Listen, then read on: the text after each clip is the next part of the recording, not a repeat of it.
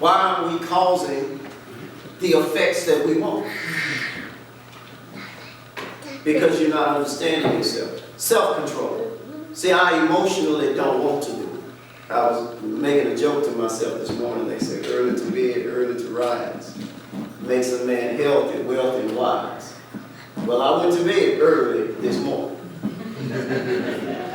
And I got up, and it was still early this morning. So I don't know if that qualifies, but I was early to bed, and I was early to rise. That was funny to me. But, you know, if we want something done, we have to do it. And there's nothing stopping you from doing it, but think about how many times we come short. And then before you even talk to another person, how many excuses you give yourself for why it's okay. Because I want to give you the key to you can get anything done you want done. But you've got to understand that all of the shortcomings in your life are a product of your choices. Yours. God can help.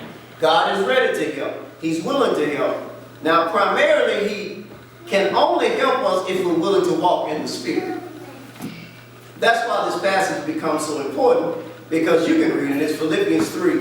But here's a man that said he did everything he was supposed to do to put himself in position to be everything he believed God wanted him to be. And then came to a point where he said, all of that I realized was not going to take me as far as God wanted me to go. Your best day ain't good enough. The bank account you got with the highest amount of money. I don't say this is criticism. I'm telling you that there's more you can do. And you want to do and receive more, but we don't want to be changed in order to do it. And most of us don't want to hear how much we have to change. You follow me? Especially if we've really, quote unquote, gone down the wrong road for a long way. And I've said this, many of you, if you've listened to me for any amount of time, you've heard and seen me do the illustration that if this is the wrong road and I walk down that road, when I decide to turn my life around, where am I? I'm still down the wrong road, and I've got to come back up the road I went down. And we instantly want God to say, no, when I turned around, I should have been back at the beginning. Yeah, you've been born again, spiritually. Now, here's where it becomes really important to walk in the Spirit. Because in order to come back up that road, you're going to need to be looking at something other than what you're bumping into.